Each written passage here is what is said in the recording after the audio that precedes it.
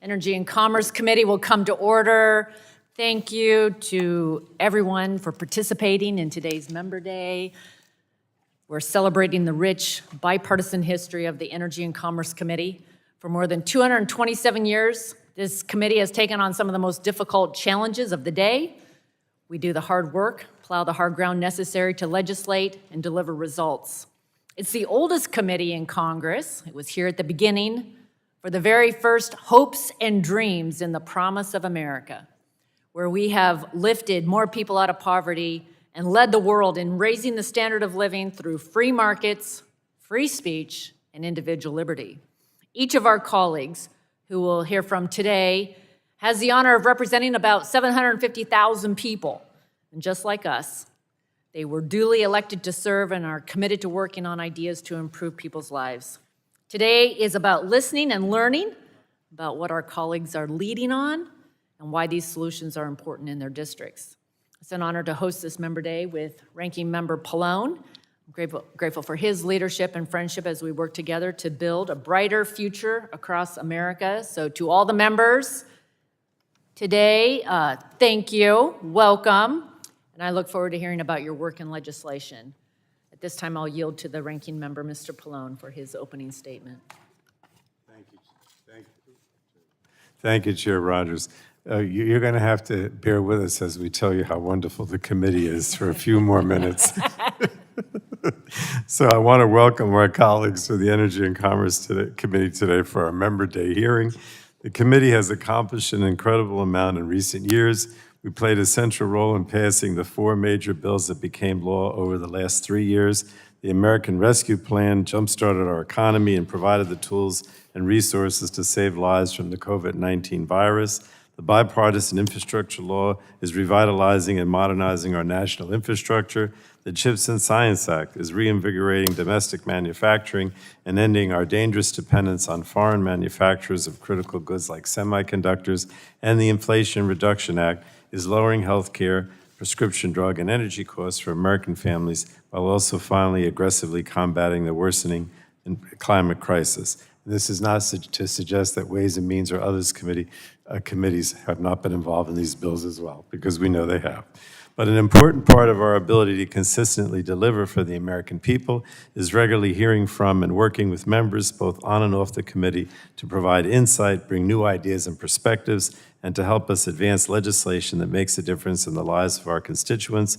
Committee Democrats continue to be laser focused on lowering costs for American families, growing our economy, protecting consumers, and leading the world in the clean energy transition. So look forward from hearing from our colleagues today and continue to work with you. And with that, Madam Chair, I yield back. Thank you.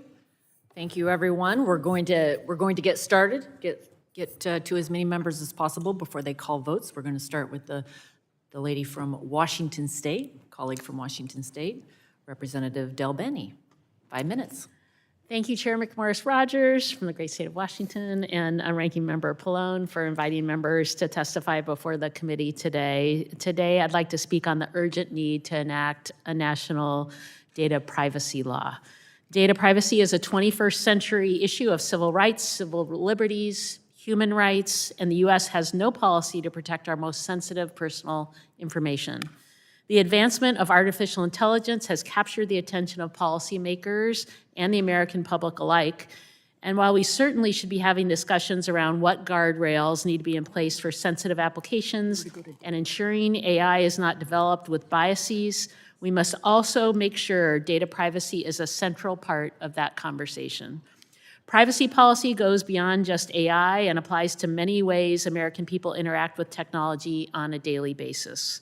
AI needs an immense quantity of data, and developers currently do not need to disclose where they get their input data from because the U.S. has no national privacy standard.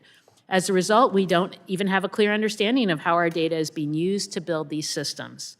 From AI to social media to fitness apps to smart devices, people should be in control of their data. Right now, the companies that collect our information control how it's used. When we don't have a clear domestic policy, we aren't able to shape standards abroad, and we let others drive global policy. We're behind on technology policy already, but we're falling further behind as other countries take the lead. So I applaud the committee for the great work you did in advancing a bipartisan data privacy bill last Congress, but we haven't crossed the finish line yet. A strong national standard on data privacy has to put people back in control of their information instead of companies. I believe it must also be uniform throughout the country rather than a state-by-state approach that we have now. It must be enforceable so that the government can hold bad actors accountable. And privacy protection should not be a one-and-done thing. We must continually ensure companies are being responsible with the data that they have. I appreciated working with the committee last Congress to strengthen the biannual impact assessments and ensuring the FTC could assess these assessments. I know this committee shares my sense of urgency on this topic, and I look forward to continuing to work with you to build upon the success of last Congress and finally pass a comprehensive data privacy bill. Thank you again for the opportunity to testify, and I yield back the balance of my time. Thank the gentlelady for being here. Appreciate your leadership on this issue. I think we would agree that we'd find a lot of agreement on this. We are hoping to move forward on a bill later this Congress. Yes. Well, I would, Yeah. totally agree with the chair.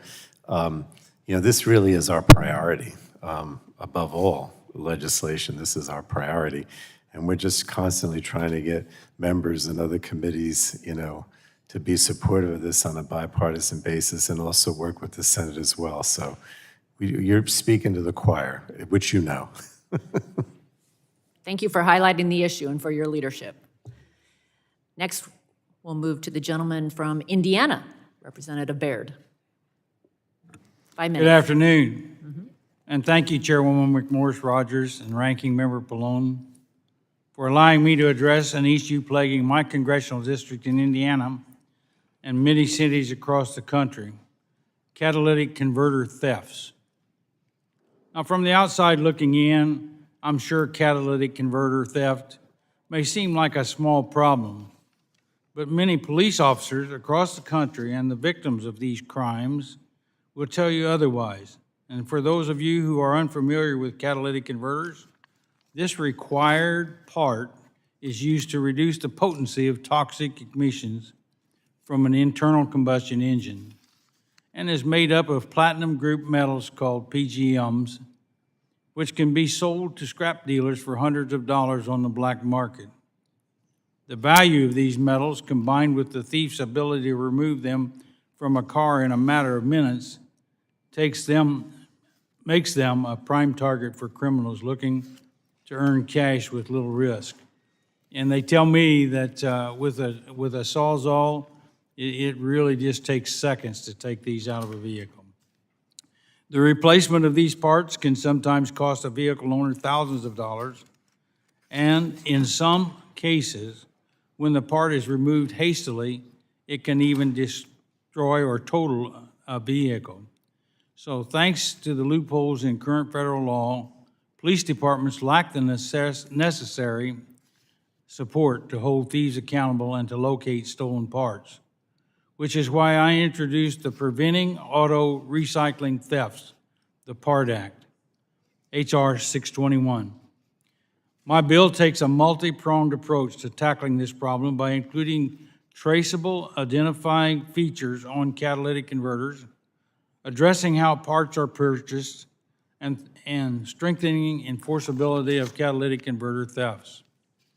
By creating a system where law enforcement can link stolen catalytic converters from their vehicles of origin, closing the decanning loophole on catalytic converters, and codify catalytic converter thefts as criminal offenses with criminal penalties, it is my great hope that we can curb these costly thefts. Catalytic converter theft is nothing new. Thieves have known they could make money from the valuable components of these parts for years. Unfortunately, though, in recent years, since the onset of COVID-19 pandemic, an increase in the price of the precious rhodium, palladium metals in catalytic converters, combined with an abundance of new free time, have sent these crimes into overdrive. In the past 4 years, the theft of catalytic converters went from hovering around 1,500 incidents per year and exploded to more than 150,000 incidents per year. Worse yet is that many of these reported incidents represent the theft of dozens of parts at one time, like the theft of 40 catalytic converters from a hospital parking lot in northern Indiana, or the theft of more than 90 catalytic converters from an RV factory in Elkhart County. This bipartisan, bicameral legislation brings a common sense solution to problems that affect every single one of our districts, and one that has huge financial strains on families and small businesses. This is a bill that largely supported by major cities Chiefs Association, the National Automobile Dealers Association, the National Insurance Crime Bureau, the Institute for Scrap Metal Recycling, the International Association of Auto Theft, and investigators, and several others. So I want to thank Representative McCollum, who is co-leading on this legislation, and my colleagues on both sides of the aisle who have joined me in this effort to empower law enforcement and deter future theft by joining the PART Act.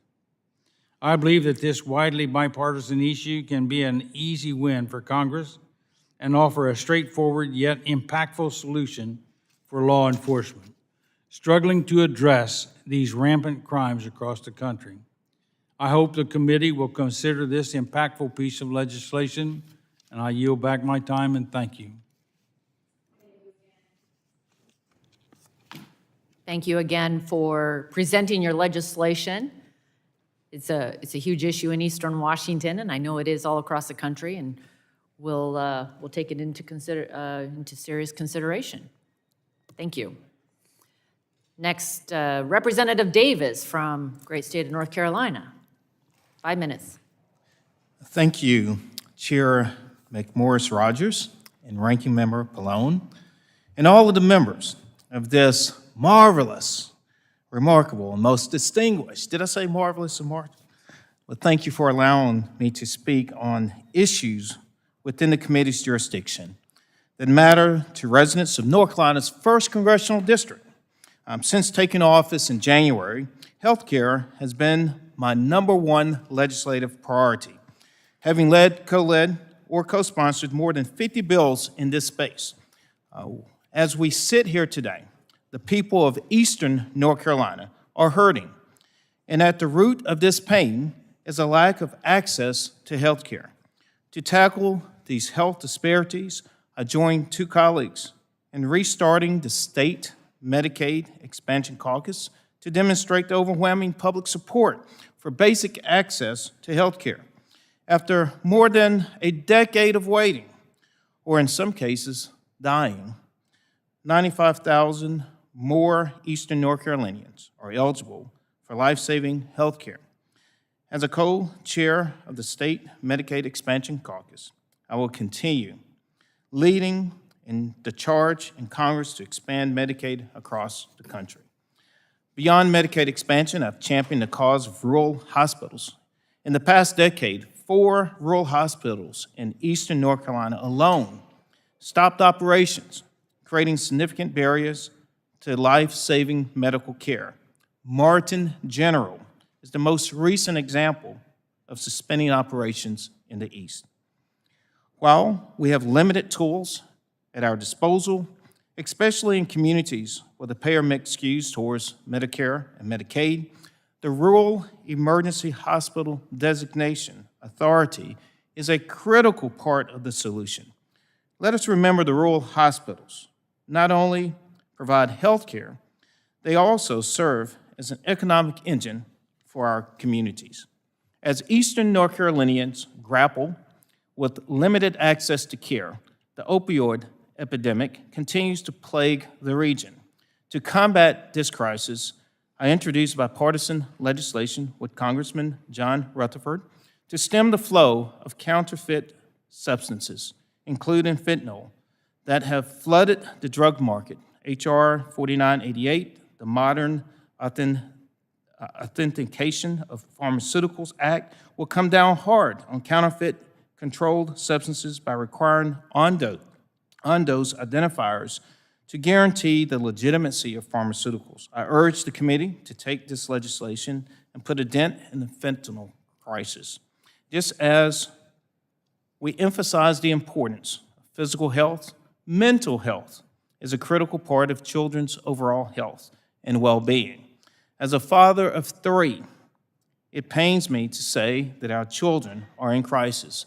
Given the record number of teenagers attempting and committing suicide, to tackle this head-on, I will soon introduce a bipartisan bill in the coming weeks to combat algorithms on social media platforms that amplify the most graphic, problematic content. As the committee takes up the American Data Privacy Protection Act, I urge you to consider incorporating this bill as a common-sense solution for our kids. On the subject of improving the well-being of Eastern North Carolinians, broadband access is top of mind. Many rural and agriculture communities across North Carolina's 1st Congressional District lack broadband access. It has been excruciating to close gaps in access because the Federal Communications Commission's broadband map lack precision and accuracy. I urge this committee to ensure the FCC is making real and tangible progress in providing the public with more accurate and realistic maps. We need these maps to ensure federal dollars reach underserved communities. Another way to serve rural communities is through stable and reliable energy grid systems. People in Eastern North Carolina expect their lights, stoves, and cooling systems to work.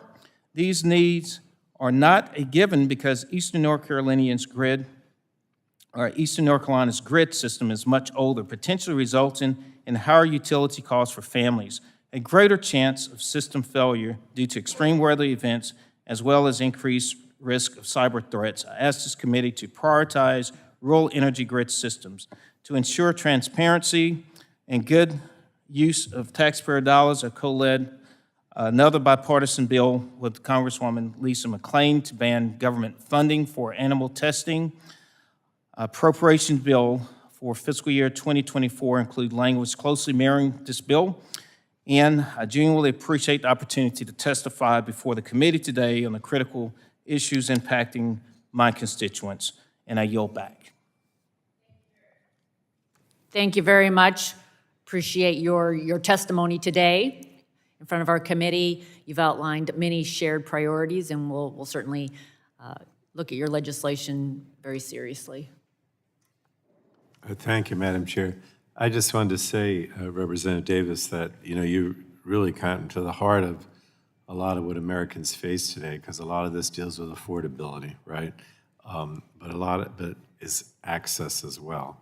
And we have a digital divide, we have a health disparities.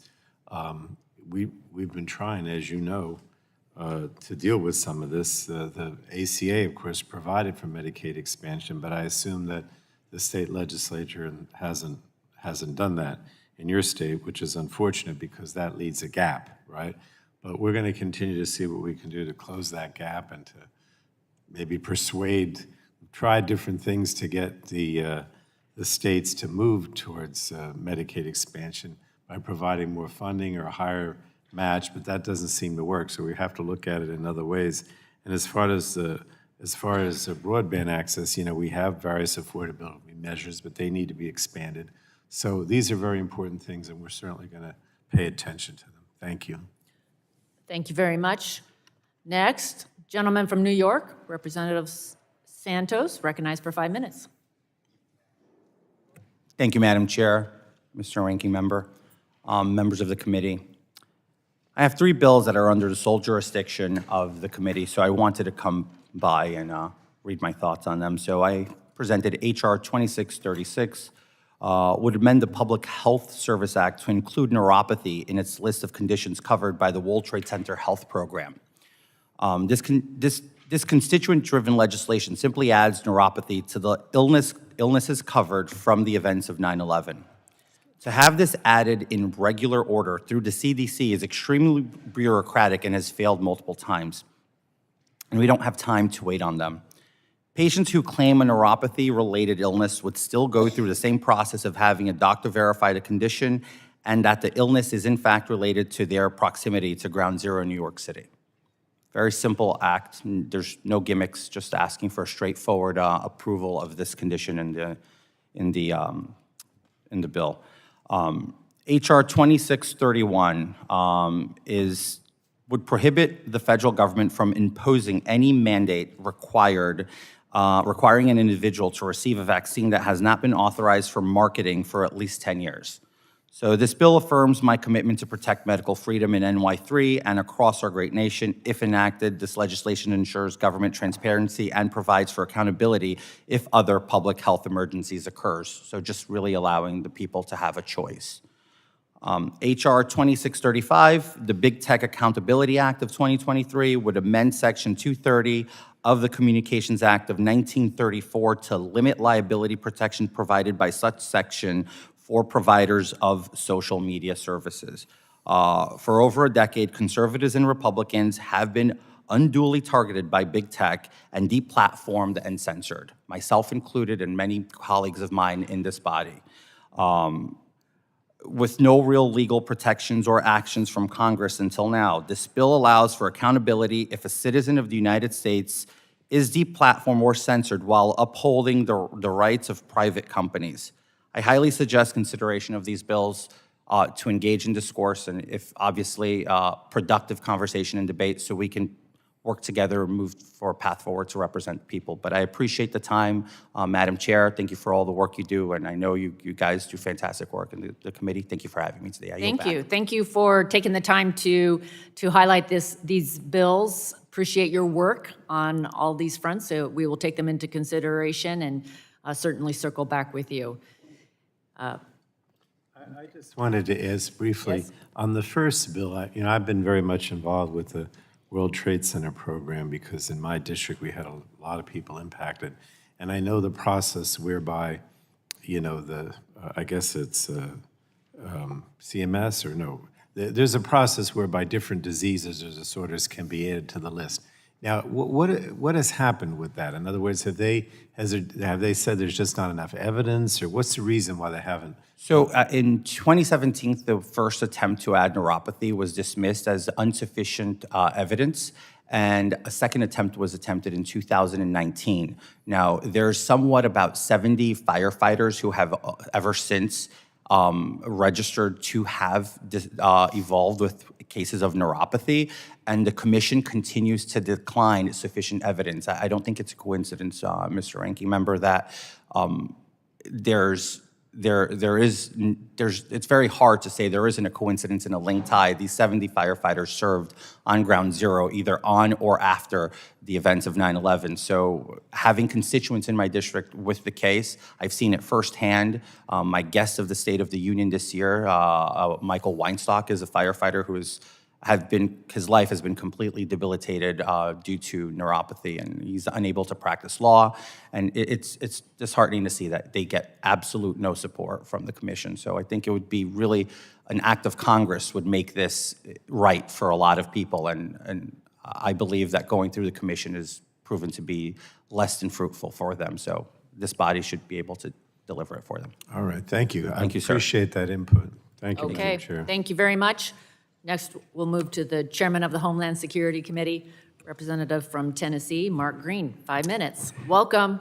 Thank you, Chairwoman McMorris Rodgers. It's great to see you. And Ranking Member Pallone, thank you for this opportunity to testify to the committee about my bills addressing the alarming conditions of our rural healthcare systems. I know that you've heard the same sobering stories from constituents, physicians, hospital administrators, and parents. Our rural hospitals are entering a financial and workforce crisis. As an emergency care physician and former CEO of an emergency department management and staffing company, I've seen firsthand how desperate the situation has become. It's only gotten worse in recent years. Rural hospital closures and limited access to emergency medicine significantly impact my home state of Tennessee. According to the U.S. News & World Report, Tennessee has seen more hospital closures than any other state besides Texas. In fact, the Tennessee Hospital Association estimates that 45% of Tennessee's hospitals are at risk for imminent closure. This is an impending disaster, not just for the loss of care, but also for the loss of jobs. According to the American Hospital Association, over 130 rural hospitals across the country closed their doors from 2010 to 2021. And according to a GAO report from December 2020, the median distance of travel rural patients must drive to receive care increased by 20 miles, adding an ever-expanding barrier to essential inpatient and emergency care. In order to combat this worrying trend, I introduced 3 pieces of legislation as part of my broader rural health care initiative, 2 of which fall within the committee's jurisdiction. My first piece of legislation targets a specific issue in the hospital system, ER departments. H.R. 1129, the Rural ER Access Act, would repeal a subsection under Title 42 U.S. Code of Federal Regulations that prohibits freestanding emergency departments from operating more than 35 miles from a hospital. This 35-mile perimeter rule was instituted in the 1990s to monitor the safety of ER patients. HHS was concerned that if ERs operated too far from a self-sustaining hospital, that those emergency patients would have no other medical options should the self-standing ER department fail in its mission to treat and triage. However, speaking as an ER physician who practiced medicine in rural areas across our country, I know how advanced our medical technology is today, and I know how desperate some situations are. This antiquated rule that was a number just pulled out of the sky is hindering patient access rather than saving patient lives. Keep in mind, this arbitrary mileage was just imposed by a bureaucrat at HHS with little knowledge of its real impact. Congress must weigh in to correct this outdated rule. Furthermore, by eliminating this mileage requirement, freestanding ERs can provide the frontline emergency care to rural communities most desperately in need. These facilities provide a critical safety net during an emergency, particularly in rural communities where the nearest hospital may be many miles away. Moreover, keeping a freestanding ER open and operational will keep jobs in a community and help support the local economics of hard-to-reach areas. We also have to address the workforce burnout amongst our medical providers by enacting H.R. 5213, the Reducing Medical Unnecessary Delays in Care Act. This legislation is endorsed by the Medical Group Management Association and the American Academy of Family Physicians, and it seeks to unburden our doctors from bureaucratic red tape that is prior authorization. According to the Medical Group Management Association, and I quote, 72% of medical groups report that the clinicians assigned to complete their peer-to-peer reviews by the plans are not from a relevant specialty to treat the disease in question, resulting in dangerous delays and, unfortunately, flat-out denials, end quote. My bill would reform the practice of prior authorizations in Medicare and Medicaid and Medicare Advantage. Only board-certified physicians in the relevant specialty should make these critical decisions about care. I'm going to jump off script just a second. If you make the decision as a payer to take, let's say there's 5 ways to treat something, and you make the arbitrary decision to remove 3 of those, that's a medical decision. Somebody is making a medical decision, and it should be the medical provider trained in that particular practice who makes that medical decision, not a person behind a screen in a computer. Medical decisions must be decided by the medical professional, meaning no accountant or government bureaucrat should ever have the power to remove an option of care because removing options is a medical decision. Furthermore, with the advancement in AI in the medical field, there are growing concerns that computers will be the ones making these medical authorization decisions, tying the hands of trained physicians. This would be catastrophic to physician autonomy and, I believe, to patient care. These bills aim to restore our rural health systems and save our patients from needless and dangerous delays in care. With this committee's help, I look forward to improving our medical system. Madam Chair and Ranking Member, thank you very much, and whatever I can do to move these along, I'm with you. Thank you. Thank you for your leadership on both of these bills. I share the concerns around prior authorization and the importance of making sure that it's doctors making these decisions, doctors and patients, and I appreciate you highlighting the bill relating to the 35-mile prohibition also. We'll take a look at both of those and appreciate your work and leadership. Thank you very much. Okay, thank you. Next up, gentleman from Wisconsin, Mr. Grothman. Thank you. They have you called, they wrote you down, Madam Chairwoman. Madam Chairwoman, members of the Energy and Commerce Committee, I sit before you today with a vital piece of legislation which is inexpensive and will save lives. And I'm happy to have the sainted Congresswoman Dingell on as co-lead. This legislation was inspired by the life of Dylan Miller, a young man whose legacy continues to resonate in the hearts of those who know him. Dylan Miller died of a bee sting. Can you imagine anything worse than being a parent and having somebody 18, 19 years old, you think he's a healthy, wonderful kid, popular kid, die of a bee sting? He's from Mishkot, Wisconsin. He was a bright student full of life, dreams, and aspirations. But because of a bee sting, that life was cut short. His parents, in the face of unimaginable grief, chose not to let their son's death be in vain. Instead, they embarked on a journey to ensure that no other family would suffer the same tragedy. In their quest for change, Dylan's parents championed the cause of anaphylaxis awareness and prevention, right? People can die within 15 minutes of getting a bite from a bee sting. And that's before, frequently emergency staff can get there or anything. So we'd be so much better in our society if we had people trained on giving the shot that would be able to keep these people alive. Before we delve into the specifics of the federal version of Dylan's Law, and some states have a state version, it's essential to grasp the gravity of the issue. Anaphylaxis is a severe, life-threatening allergic reaction that can occur within minutes of exposure to allergens that not only bee stings, but foods, nuts, or medications. Each year in America, between 500 and 1,000 people die of anaphylaxis. This condition also leads to hundreds of thousands of hospitalizations and emergency room visits annually. The numbers alone underscore the urgency of taking meaningful action. Dylan's Law, at its core, is a common-sense response to this life-threatening problem. It empowers ordinary citizens to become heroes when the seconds count. Under this law, states are incentivized to allow individuals to be trained and certified to carry and administer epinephrine, a life-saving medication. This rapid intervention can mean the difference between life and death. What makes Dylan's Law even more impactful is the potential to serve as a model for new states. By offering grant preferences to states that adopt similar legislation, we can create a nationwide network of trained individuals who will spring into action before you can transport that individual to an emergency room. Preventive health services are the heart of Dylan's Law. By incentivizing states through grant prioritization, we encourage them to establish training programs that certify individuals to administer epinephrine. These programs are not just cost-effective, but they are also quick and efficient. With proper training, ordinary citizens can become the first line of defense. Dylan's Law also takes a step further by requiring states to implement civil liability protections for those trained in administering epinephrine. This provision ensures that individuals who step up in an emergency are not burdened with unwarranted legal consequences. Dylan's Law has garnered support from a variety of organizations dedicated to healthcare: the Asthma and Allergy Foundation of America, the Food Allergy Research and Education Administration, American Osteopathic Association, and the Elijah Alibi Foundation are among the champions of this legislation.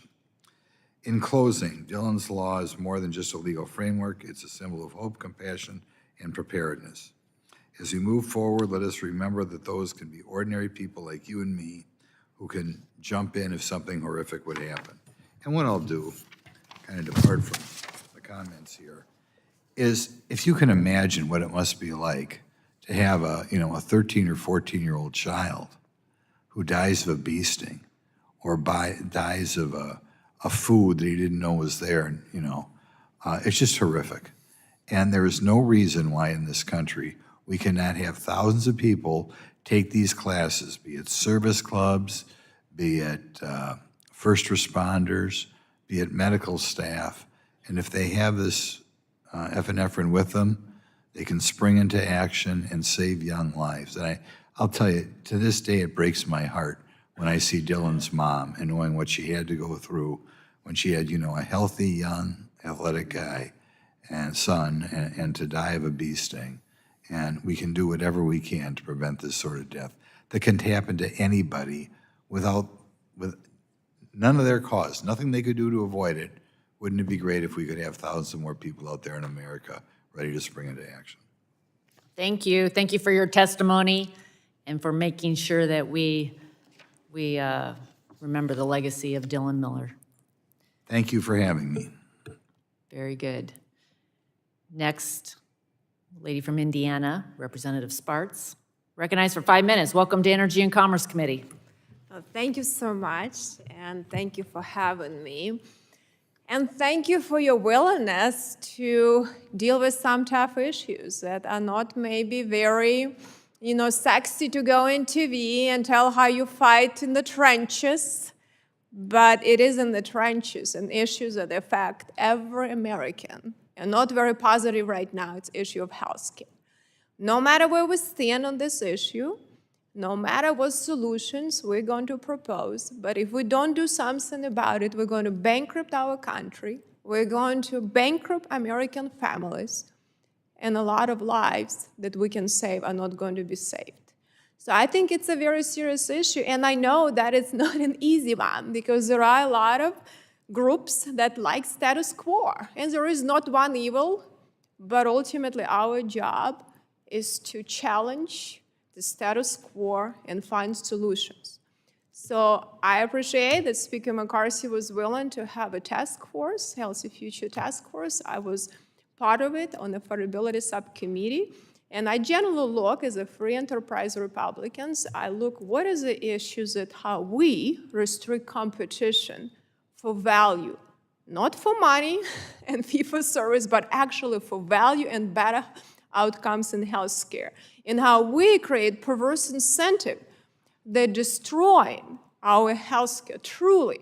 And the effects of it they're so magnificent that if we don't deal with that, we're going to destroy our country. And I'm not saying this is without, just for the grandstanding. I truly, look at that. 1 of 7 Americans is in that collection. How is it going to affect the future of a lot of people for medical debt? A lot of Americans don't have a proper access to health care. A lot of Americans cannot afford basic services. And it's not because we don't have ability to be innovative and have a competition and have this enormous innovation that can happen. It's because we do a lot of protectionism. And I'm talking as an institution, and I'm not just saying that this Congress, causes all problems. It's been created by a lot of other Congresses, but we are the part of the problem, or we decide to be part of the solution and make some incremental change. So I wrote standalone 7 bills just dealing with this issue, and 5 of these bills are in your committee, so I'll just briefly talk about them. I'm sure you're familiar with them. You've been working on this issue, and I really appreciate it because I know challenging Washington, D.C. machine, and it's not easy thing to do on a bipartisan basis. It's very hard to do it. Specifically, challenging the Senate. I think, people, they totally forget where they come from because they don't have to run every 2 years. So unfortunately, if the House is not going to stand up, we're going to fail. The House will have to win this battle. So one of them, some people call it site neutrality.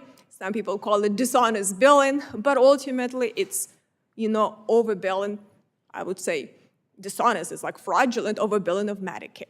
This is over $200 billion of fraud in our system in Medicare that going bankrupt within 5 years.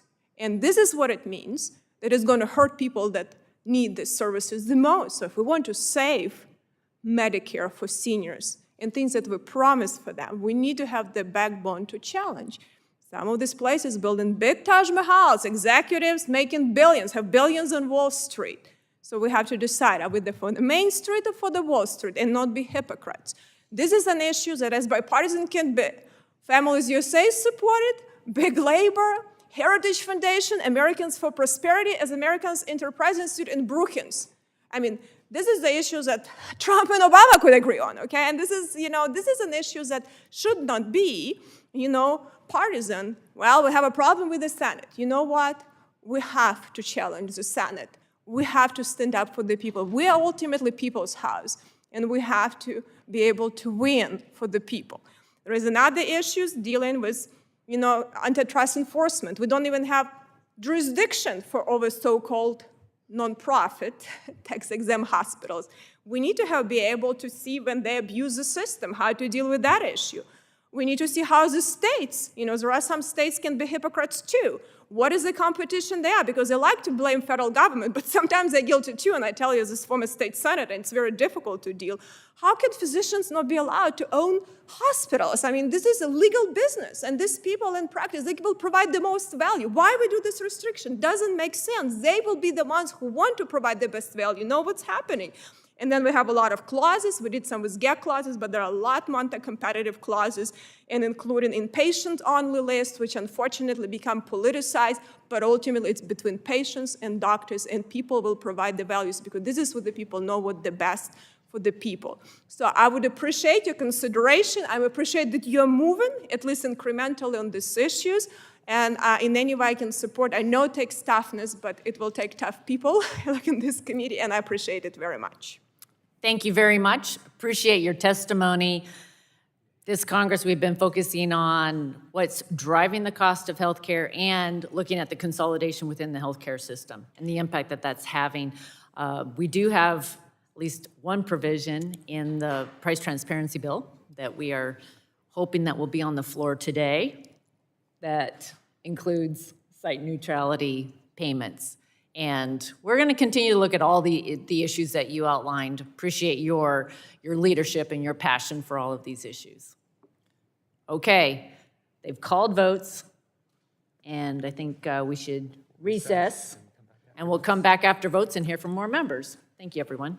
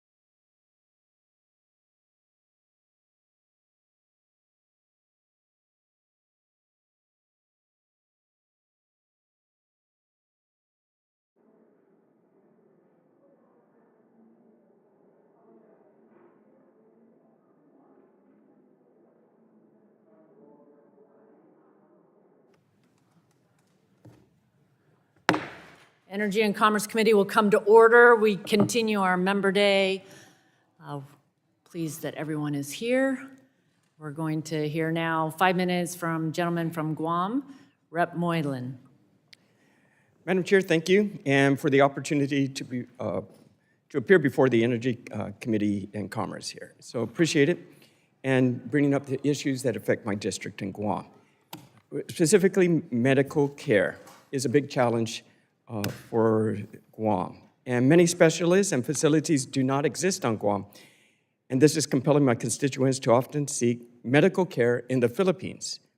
So to enable more unencumbered access to medical care in the Philippines, I've drafted legislation to enable the portability of Medicare benefits to the Philippines. So this legislation will allow Americans living in Guam and the Philippines with more options to improve access to high-quality health care. VA benefits, TRICARE, and Social Security benefits are all available to Americans living in the Philippines now. So I believe adding Medicare to the list would save taxpayers money due to the lower cost of healthcare in the Philippines. I've also experienced treatment myself there. It's very effective, very good. It only takes a 4-hour flight to go to the Philippines. If you were to go from Guam to Hawaii, that's 8 hours. If from Hawaii to LA, that's another 5.5 hours. So really the closeness, proximity, it will be very helpful if we can get that Medicare benefit portability to the Philippines. So that's one.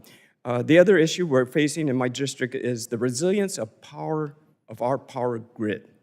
Okay, although reliable access to power for my constituents is top of my mind, this issue is also a matter of national security because the military is Guam Power Authority's largest customer. So with the increasing irregularities and the intensity of typhoons, we just finished one, Super Typhoon Mawar, undergrounding the power lines and building and hardening the grid for Guam makes America stronger. And as I work with strengthening our power grid on Guam, I look forward to working with the committee, seeking waivers for the NDAA language and moving other legislations relating to Guam power grid. So I thank you, Madam Chair, for the opportunity discussing portability of Medicare for Guam residents to the Philippines and also hardening our power grid for the residents of Guam, especially for our national defense. Thank you, Madam Chair. Thank you. Thank you for raising those issues. Appreciate it. I don't have any questions. No questions, just thank you. We appreciate the heroic history of Guam and America, and we have a duty to you. Thank you. Thanks for taking the time. Next, Representative Carey from Ohio, 5 minutes. Thank you, Chairwoman McMorris, Rodgers, and Ranking Member Pallone for giving me the opportunity to testify today. I represent Columbus, Ohio, home of The Ohio State University. So it won't surprise you that I'm here to talk about college sports. Specifically, I'd like to discuss name, image, and likeness, or NIL. As you know, college athletes are now able to profit off of their name, image, and likeness. Numerous states have implemented NIL laws with conflicting rules, therefore making the landscape for NIL hard to navigate for universities and for our student athletes. Numerous states have implemented these NIL laws, and we in Congress need to create one federal standard for the NIL that protects student athletes and the future of college sports. Congressman Landsman was here with me today, and I introduced the Student Athlete Level Playing Field Act earlier this year, and it is the first NIL bill that was introduced into Congress, and it is still the only bipartisan NIL bill in the House. Numerous other members of the House have since proposed legislation to create one federal standard for the NIL, including Commerce Subcommittee Chairman Bill Arrakis, who I'm sure you are all pretty familiar with. His legislation, the Fairness, Accountability, and Integrity and Representation of College Sports Act, or the FAIR Act, makes it a little simpler, shares many similarities with the Student Athlete Level Playing Field Act, including the FTC enforcement against bad actors, requiring student athletes to be enrolled in an institution before signing an NIL deal, requiring the registering of agents, and establishing a clearinghouse for NIL deals that will increase transparency into the system. I appreciate the committee's and Chairman Bilirakis' efforts to include us in this process as we are encouraged to see the provisions of our bill incorporated into the newest discussion of the FAIR Act. I strongly believe we need to pass NIL legislation this Congress while we have momentum in the House. I'd like to thank Representative Bilirakis, Cleaver, and of course Greg Landsman, and all my other colleagues who have made it a priority to advocate for NIL legislation. I look forward to continuing to work with you on all of these issues. I thank you for your time, the committee's time, and I yield back. Appreciate the gentleman raising the issue. Many on this committee share your concern and belief that we need to take action this Congress. We look forward to working with you and appreciate your work on the legislation. We'll keep on it. I thank the gentleman for a great presentation. We in Florida love college sports, obviously, and I believe a national standard would benefit all states, knowing that there's right now NIL is driving a lot more of this than athleticism, and we need to get back to the original intent. Thank you. Thanks for taking the time. All right, thank you. Okay, next, representing the PAC-2. Congressman from Washington State, Representative Newhouse, recognized for 5 minutes. Welcome. Thank you, Chairwoman McMorris Rodgers, Mr. Soto, members of the Energy and Commerce Committee, for allowing me to speak on an important issue that impacts communities all across our nation. Just last year, as you probably know, over 100,000 people in the United States died from a drug overdose, largely driven by the rampant spread of illicit fentanyl. That number exceeds, and I'm from this generation, the total casualties of the entire Vietnam War. While this spread continues to grow in urban neighborhoods, it's also spreading rapidly in rural communities like mine in central Washington. We cannot stand idly by while this is happening. Earlier this year, Mr. James Wanacott of Yakima reached out to my office and told me the tragic story of two of his sons, William and James. Andy's son, William, passed away from a fentanyl overdose in April of 2021. Then the following year, he lost his son, James, to the same tragic fate. After speaking to Andy, I knew something more must be done to address this crisis. I introduced H.R. 1597, the William and James Wanacott Act, which enhances penalties for those who sell, give, or distribute any substance that contains 2 milligrams or more of illicit fentanyl to another person without their knowledge. This legislation is critical, and I strongly encourage my colleagues on this committee to consider it as a means to hold bad actors accountable. Well, I believe that that's a positive step in the right direction towards holding drug dealers accountable. I realize more must be done. The solution requires an all-hands-on-deck approach with a broad range of solutions and perspectives, which is why I created the Central Washington Fentanyl Task Force. And from what I've seen, correct me if I'm wrong, it's the first of its kind in the nation. This task force includes members of law enforcement, addiction treatment groups, medical professionals, drug court officials, school resource officers, tribal leaders, elected officials, community leaders, truly the best minds and resources to tackle this growing threat. We found that the mortality rate of illicit fentanyl and synthetics among adolescents has increased dramatically in just the past few years. It's clear our police officers, our school resource officers need more resources. This week, I'm introducing the Stop Overdose in Schools Act, which would address the skyrocketing adolescent overdose rate. Specifically, this legislation sets aside funds for naloxone training and purchasing. It increases naloxone access for school resource officers, security personnel, and school nurses. To ensure these resources are targeted to the appropriate communities, the bill requires that 50% of the grants be awarded to school districts in rural areas, as well as the other 50% to be dedicated to school districts located in areas with high rates of drug-related overdoses by youth. This legislation will be critical in helping our frontline workers to prevent drug-related overdoses of American youth. I urge my leadership on this committee to swiftly schedule this bill for a hearing and give it strong bipartisan support. You know, while there's no silver bullet to solving this crisis, I'm confident, if enacted, common sense legislation can play a vital role in creating a safer future for our families and for our communities. And so thank you, Chairwoman Morris-Rodgers, for giving me time to discuss something that's so important to our region and our entire country. And also thank you for your leadership. I yield back. Thank you. Thank you for your work on this legislation and your leadership in Central Washington. It's a very important issue to the committee. We have families that are being torn apart, as well as communities with all of the overdoses. So we'll take a look at those bills. Thank you.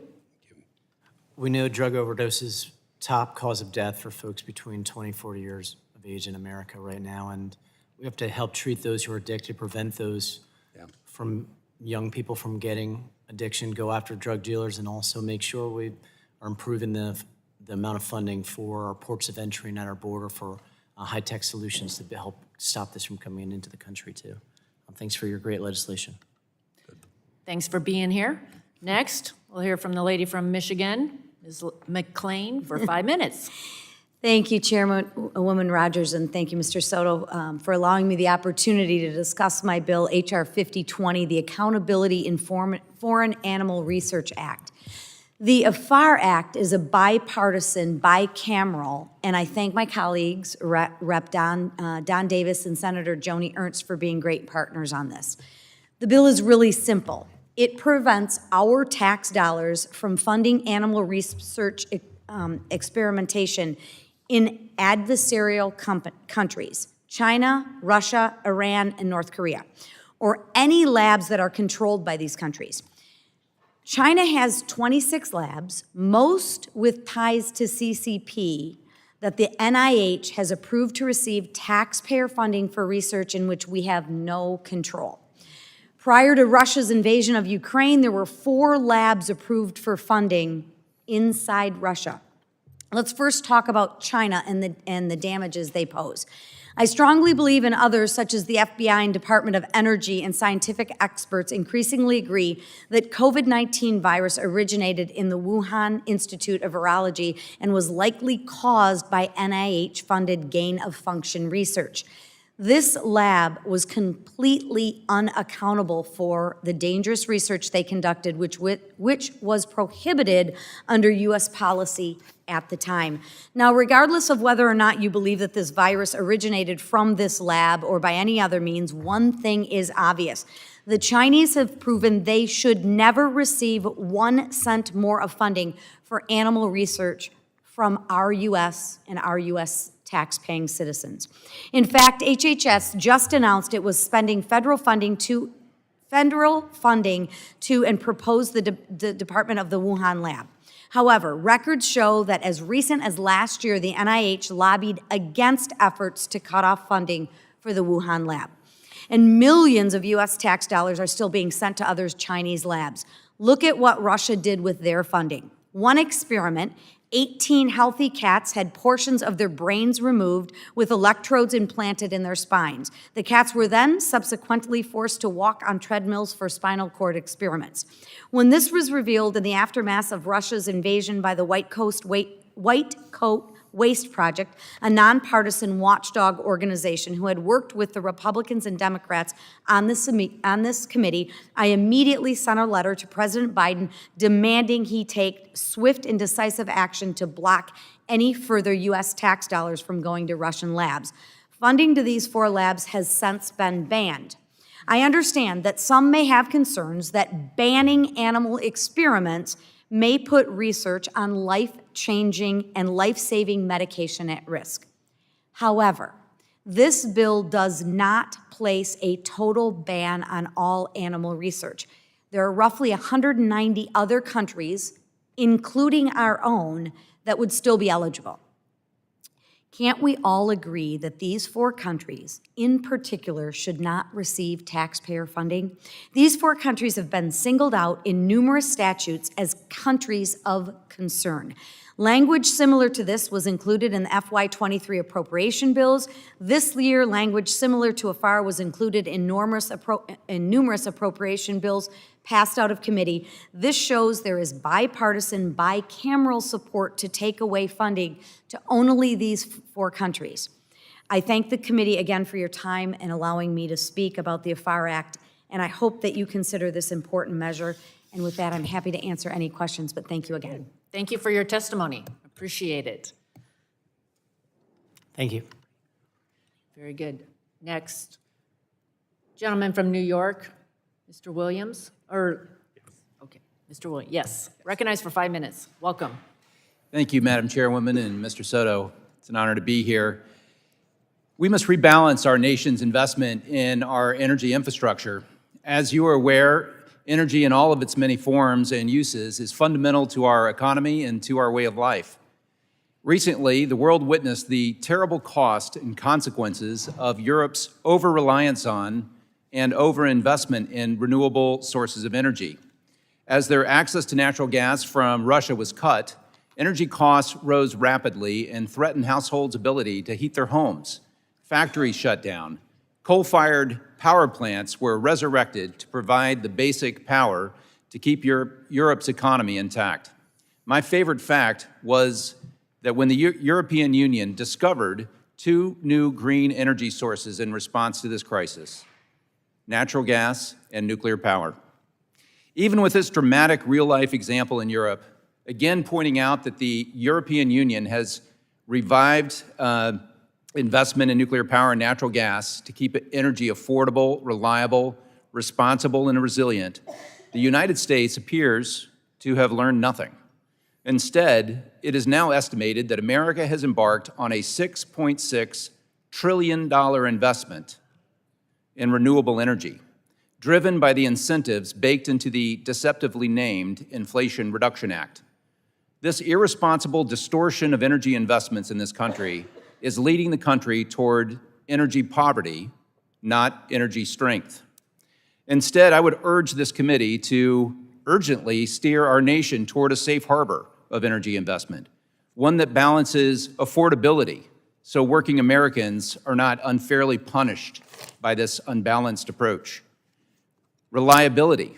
Everyone knows we can't depend on renewables for baseload power.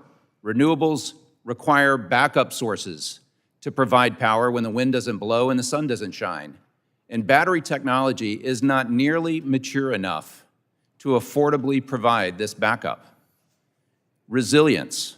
Our power grid has to absorb changes in demand and interruption, whether it's storms of nature or acts of terrorism.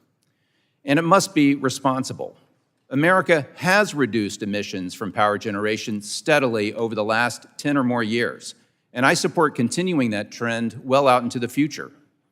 In my role as the chairman of the Energy Subcommittee for the House Space, Science, and Technology Committee, I've had the privilege of touring many of our nation's energy research labs. The future of energy innovation has never been brighter, but we must make balanced investments in our energy future. Specifically, we must play to our strengths: natural gas, continued innovation, and accelerating advanced nuclear. I will say again, the vast amount of federal incentives are exclusively going to renewable projects. We know that renewables aren't efficacious everywhere. I live near Syracuse, the second cloudiest city in America. We have let politics and not engineering and economic realities drive our strategy. It's not too late to turn this ship around. In closing, I would point out that the mantra of the Green Lobby has been all of the above, all of the above. But like all the strategies of the progressive left, their message was a ruse. They have succeeded in directing trillions of dollars of investment to their corporate and political sponsors, many in communist China. This is perhaps the true cost of the so-called Green New Deal. Our resources have been redirected to manufacturers, raw materials, and critical minerals that are far from our shores. All the above means rebalancing our energy investment strategy. Thank you for this opportunity to address this committee today, and I'm happy to answer your questions. Thank you for your testimony, and thank you for your leadership on these important issues. It's very important that we get it right, American energy independence has been at the forefront of this committee's work. Thank you. Happy to mention the Inflation Reduction Act includes an all-above strategy, not only renewables, but carbon capture and nuclear. I thank the gentleman for his time today. You're welcome, and I think that you would find that the relative levels are grossly out of balance in terms of what actually happens in our economy. That's really what I'm drawing attention to. It's not that we don't support all the above, it's simply out of balance. Thank you. Next, Mr. Landsman from Ohio. Welcome to the Energy and Commerce Committee. You're recognized for 5 minutes. Thank you, Chairwoman, and to all the members of the committee. It is wonderful to be able to testify today before all of you. I want to thank my colleague from Ohio, Representative Mike Carey, and talk a little bit about this bipartisan bill to deal with the NIL issues in college athletics. You heard from Mr. Carey, so I just want to reiterate a few of the things that he mentioned. It was the first bill that was introduced. It's the only bipartisan bill, but perhaps more importantly, it's a very straightforward, simple piece of legislation that will provide an important fix to the issue that's happening in college athletics. It creates the kind of structure and transparency that will both protect players and programs. And by moving this bill along, it will demonstrate to the American people that this Congress can get things done on issues that matter.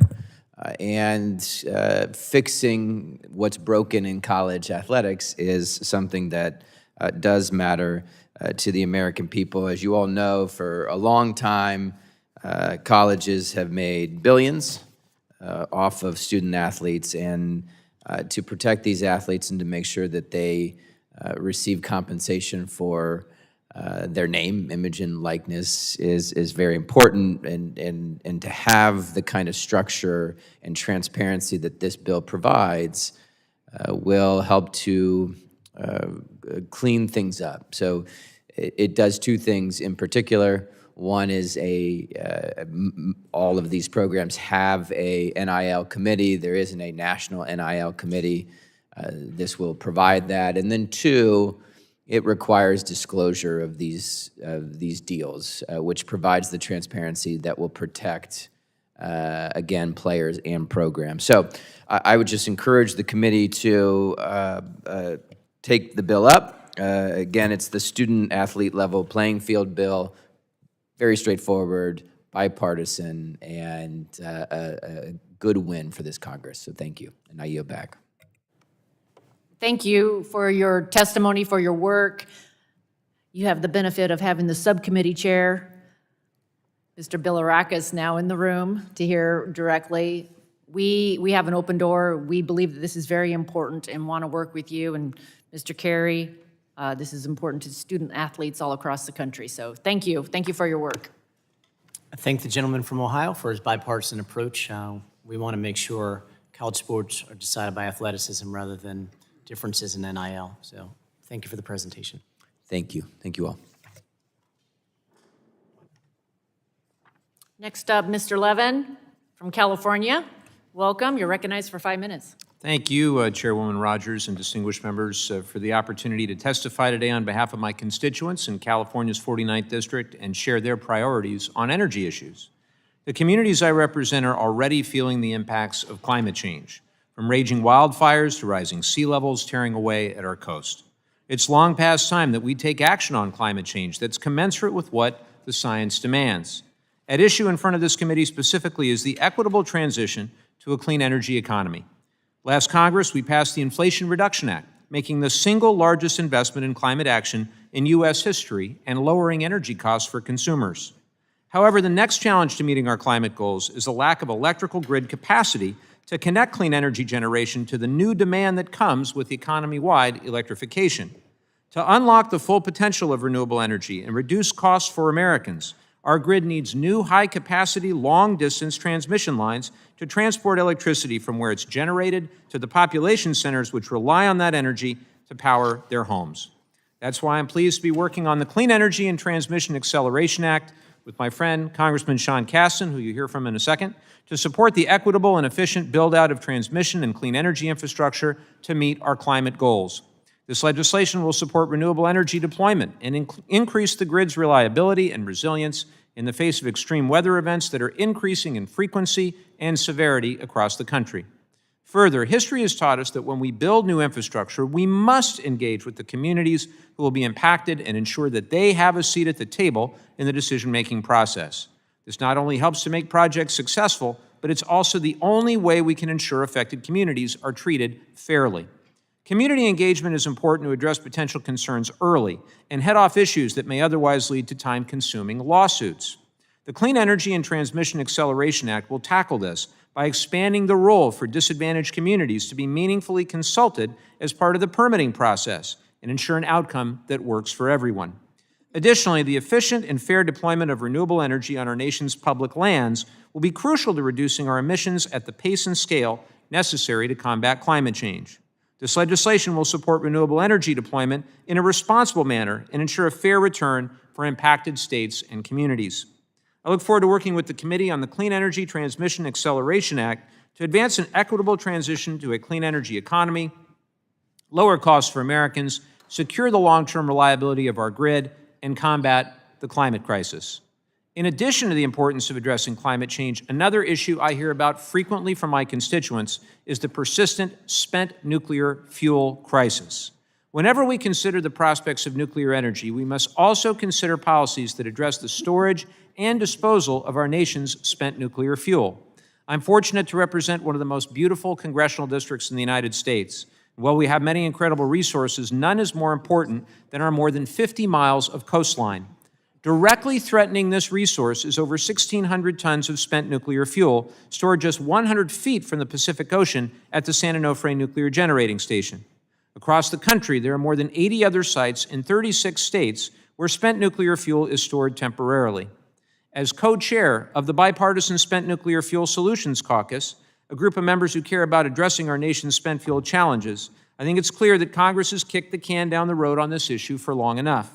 I'm pleased about the incredible progress that we've made with the Department of Energy, restarting and advancing the consent-based siting process for long-term disposal of nuclear waste. However, we still have a long way to go. I've introduced a number of bills which I hope to work with the committee to advance, including the Nuclear Waste Task Force Act to consider updating our laws to enable consent-based siting of long-term storage solutions for nuclear waste, the Bipartisan Spent Fuel Prioritization Act to prioritize the removal of spent nuclear fuel from decommissioned nuclear sites in areas with large populations and high seismic hazards, such as in my district, the INSPECT Act to require the Nuclear Regulatory Commission to keep a resident inspector at decommissioning nuclear power plants until all spent fuel is transferred from its spent fuel pools to canisters, the 100-year canister life to require nuclear waste canisters to have a design life of at least 100 years, more than doubling the current nuclear regulatory requirement of 40 years, and the NRC Office of Public Engagement and Participation Act, which would establish an Office of Public Engagement and Participation at the Nuclear Regulatory Commission. Congress absolutely cannot move legislation related to advanced reactors and nuclear fuels without also fixing our back-end spent fuel problem and ensuring communities are consulted in a consent-based process. So in closing, I appreciate the work of this committee in addressing the key energy issues we're facing. I thank my colleagues for the attention to the issues that I've highlighted today, and I'll yield back. Thank you for your testimony and sharing your work. I think the gentleman from California, interstate resilient power lines are going to be critical to 21st century renewable energy, and also a fair way to dispose of spent nuclear waste will be critical for other areas of that are going to be important for our 21st century energy as well. Very good. Thank you. Mr. Casten, please forgive me for keeping you waiting. I messed up on the order of arrival. You're recognized for 5 minutes. Welcome. Thank you, Chair Rodgers. Thank you, Acting Ranking Member Soto, and it's always a pleasure to follow Congressman Levin.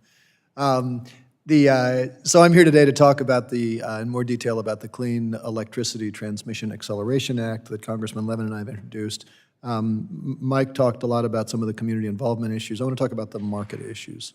The purpose of this bill is to remove the permitting bottlenecks to transmission that are slowing the deployment of the cleanest and cheapest sources of energy on the grid to the benefit of consumers. We've worked on this bill over the course of about the last 12 months with lots of input from industry, more former FERC commissioners than I can keep track of, developers, environmental groups, and I think also non-trivially the 30-plus years of past experience in the energy industry that Mike and I collectively bring between us before we had our midlife crises and got into this line of work.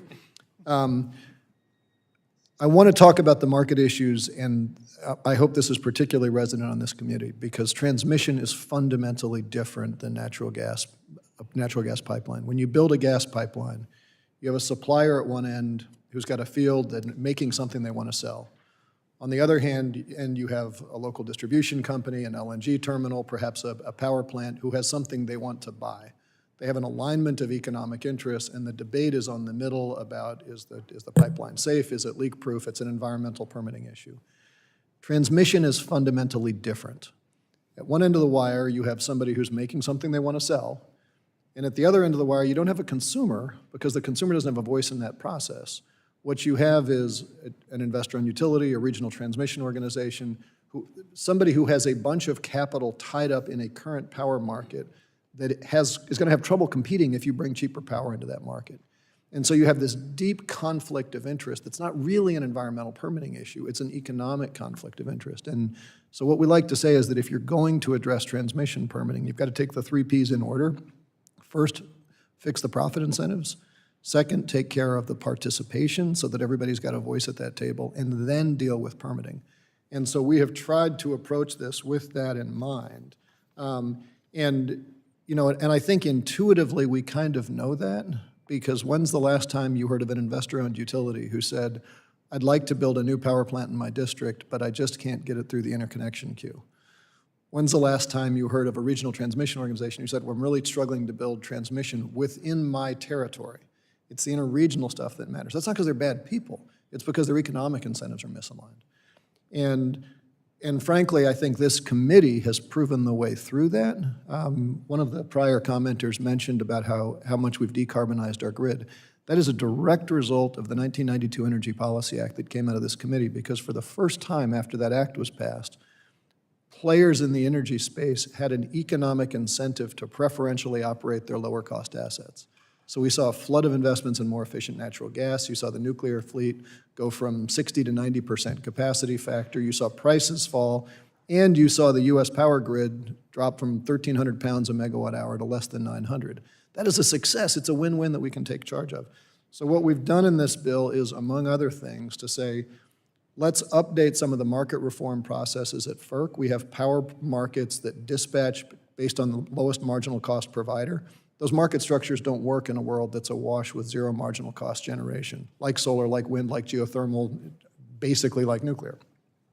Let's factor in performance-based rates. So instead of having this fight between two ends of the wire, we can say to folks at the other end, if you're actively working to decongest nodes on your grid, to shorten the interconnection queue, to help your state meet their clean energy targets, let's increase your return on equity. Let's get everybody aligned so that we can, instead of give everybody a slice of pie, as we make the pie higher, as some folks a couple miles from here once said.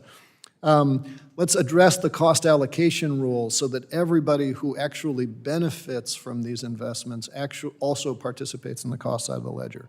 Let's deal with minimal interregional transfer. And once we do all those things, then let's give FERC sole source authority to approve these permits just like they currently have for natural gas.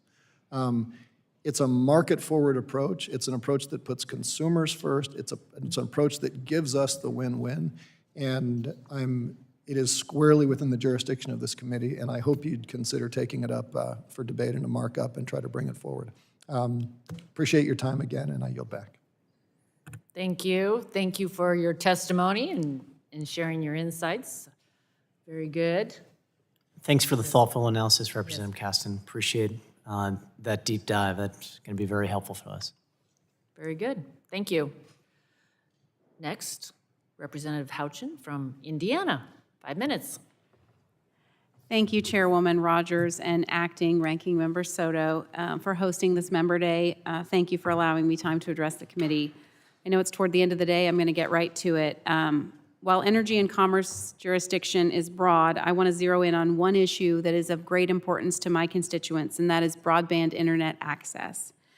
As a former Indiana State Senator, I worked tirelessly to expand broadband and internet service to rural communities across Indiana. My district was one of the most unserved areas of the state of Indiana, and I made it my mission to work toward access for all. As the committee understands, Americans rely on internet access for telehealth services, to operate and grow their businesses, to connect to educational services, and for precision agriculture. We must make sure that no matter where you choose to reside, whether it's Indianapolis or Salem, Indiana, you have access to the global economy. I'm on this mission as part of an effort to ensure that rural areas of this country do not get left behind. That's why in my former legislative role, I worked to pass legislation to prioritize broadband internet access to unserved communities first. I'm proud of these efforts and Indiana's leadership in investing millions of dollars toward broadband deployment. We are laser focused on connecting these areas of zero access and happy to report that our actions are already making a difference. Indiana's Broadband Ready Communities program and the Next Level Connections program are examples of success at the state level as we continue our work. It's important to ensure that Congress and our agencies are always a partner, not a hindrance, to states trying to connect their citizens. As a new member of Congress, broadband connectivity issues continue to remain a focus for me. That's why earlier this month, I sent a letter to the National Telecommunications and Information Administration's Administrator, Davidson, to express my concern with their recent Notice of Funding opportunity for the Broadband Equity Access and Deployment, or BEAD program. While I was pleased to see Indiana allocated approximately $868 million in funding, the NOFO associated with these funds raises concerns for efficient deployment and, as written, could result in expending vital funding resources for overbuilding in areas that already have access. We've previously seen this happen when funds for broadband were provided to states during the Obama administration, and priorities did not require unserved areas to be connected first. It's one of the first lessons I learned as a state legislator, that there's a difference between unserved and underserved, and we must first focus on the unserved. As this committee has likely recognized, the NOFO contains several sections related to labor requirements and mandates, specifically those related to affordability and rate regulation, as well as sections related to climate change and certain supply chain and other issues that I fear may unnecessarily slow deployment. Like I said in my letter to the administrator, our focus should be on getting all Americans connected to the internet, utilizing a strategy that's focused on quickly and efficiently reaching the greatest number of homes for the least cost, with an emphasis on providing adequate speeds and service. We should not be enacting a political agenda that is out of touch with the needs of states, including my home state of Indiana. The NOFO in that regard is too prescriptive and full of priorities from the left, rather than placing an emphasis on an efficient and thoughtful deployment. Our job is simple: connect people to this vital service. There is no room for politics when it comes to connecting America. We shouldn't be politicizing a program that has broad bipartisan support. End of story. Additionally, Chairwoman Rodgers, I want to thank your committee staff for working with mine on ways to effectively measure just how successful our various broadband programs are at connecting our constituents. Since many of our broadband programs receive significant investments of taxpayer money, we have a responsibility to ensure that these investments are carried out responsibly. Thank you again for allowing me the opportunity to speak on this issue today. I look forward to continuing to work with you and the committee and your staff on these efforts, and I yield back the balance of my time. Thank you. Thank you for your testimony and sharing the Indiana example. I share your commitment to ensuring that we take this opportunity, we don't miss this opportunity to really focus on the truly unserved all across the country. So we're going to stay on this, and we'll work with you on it. I was proud to cast my vote for the Bipartisan Infrastructure and Investment Act, and we definitely need to prioritize unserved communities, including those in both of our districts, among others across the nation. Many of us have rural areas, and this is critical for everything from economics to healthcare. Thank you. Very good. Thank you. Next, representative from California, Mr. Khanna, you're recognized for 5 minutes. Welcome to ENC. Thank you, Chair Rodgers, and thank you, Acting Ranking Member Soto. Thank you both for the opportunity to testify about my bill with Representative Buddy Carter, the Stop Institutional Child Abuse Act. As you know, Buddy Carter has been an active member of the Energy and Commerce Committee, and he has been a co-equal partner on this. When Paris Hilton first approached our offices and asked us to introduce this legislation regarding the troubled teen industry, I actually wasn't familiar with the issue. But after hearing her story and the story of so many survivors, it has become clear that Congress needs to act with urgency. There are currently at least 120,000 minors in these youth residential programs across the United States. And unfortunately, many of these facilities have been hotbeds of institutional child abuse, neglect, and sexual abuse. The lack of transparency and accountability for care has led to physical, emotional, and sexual abuse of vulnerable children. It's unacceptable.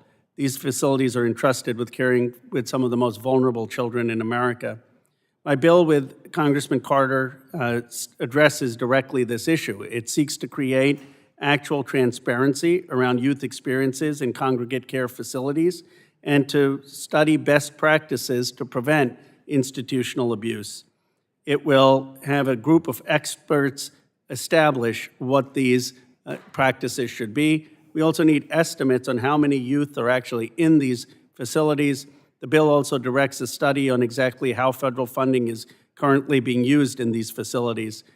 The bill has 45 co-sponsors on a bipartisan basis, 9 of them from the Energy and Commerce Committee, and we've also been working with Senators Merkley and Senator Cornyn, who have introduced this on a bipartisan basis in the Senate. And Chair Rodgers, your staff has been incredibly helpful to us as we made progress on this, as is the minority staff.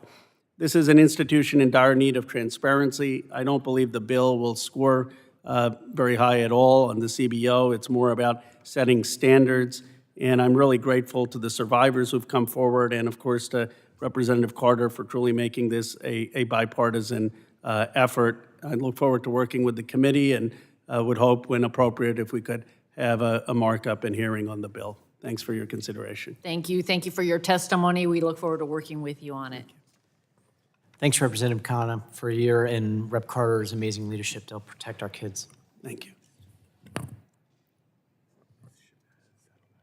Okay. Next, Representative Chavez DeReamer, recognized for 5 minutes.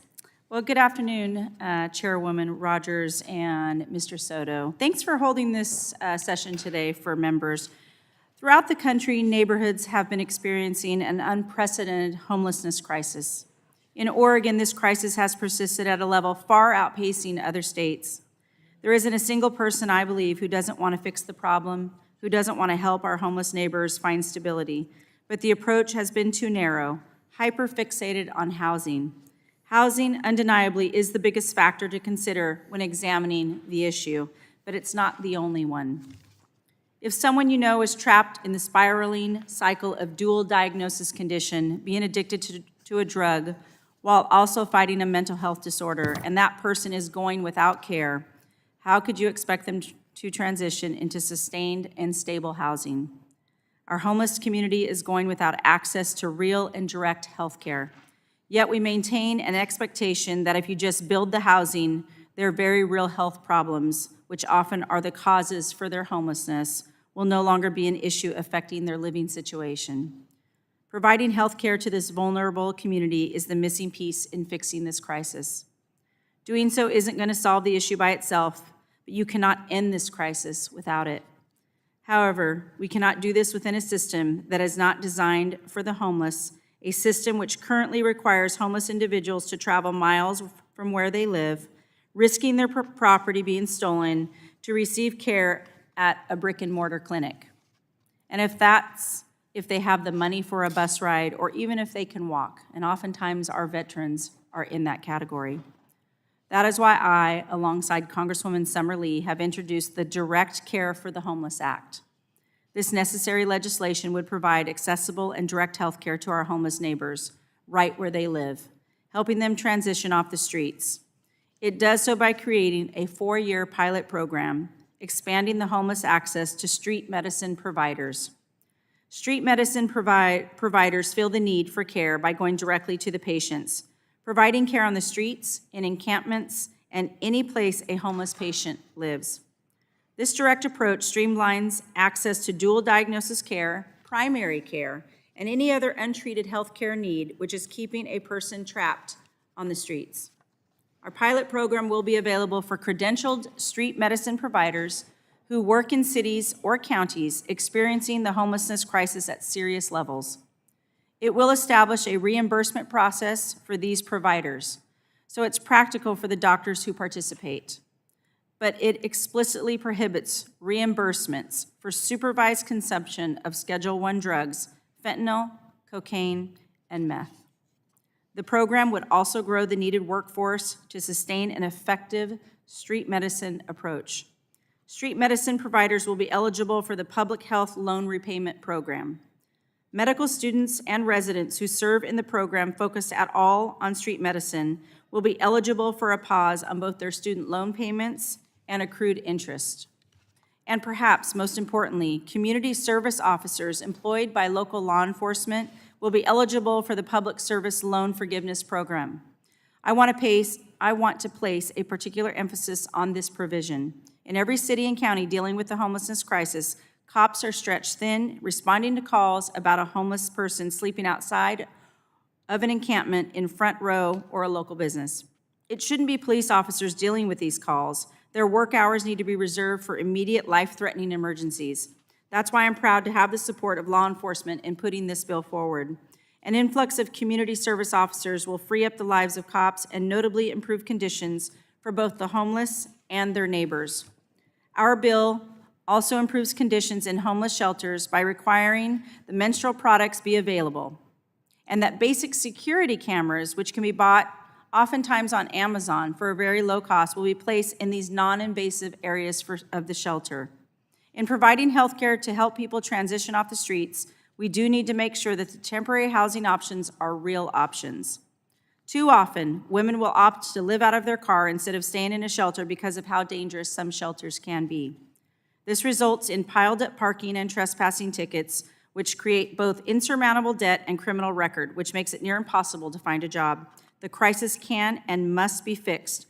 No person often chooses to be homeless. The stigmas, years of inaction, narrow approaches to helping this community have done nothing to improve these conditions.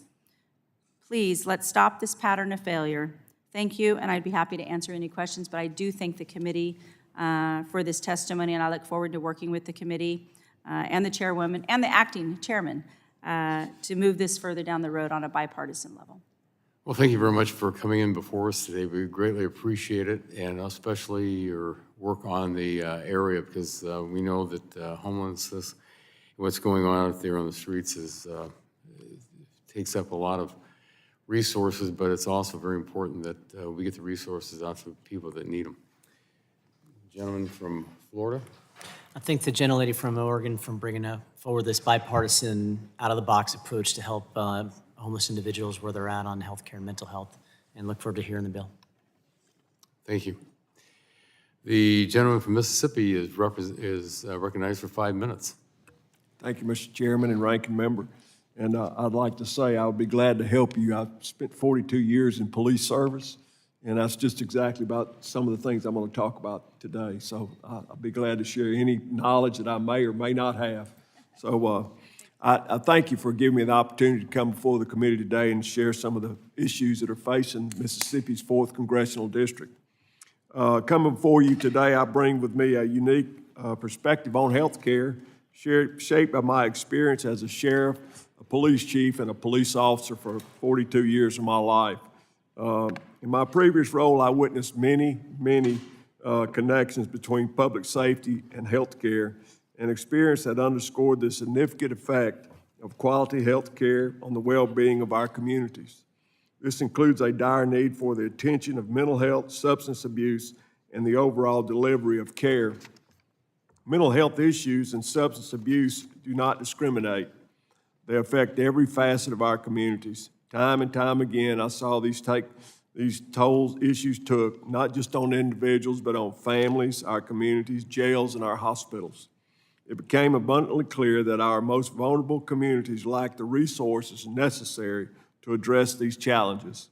Additionally, the continuous failure to look at these issues collectively puts the health and safety of our communities at grave risk, a risk the people of South Mississippi simply cannot afford.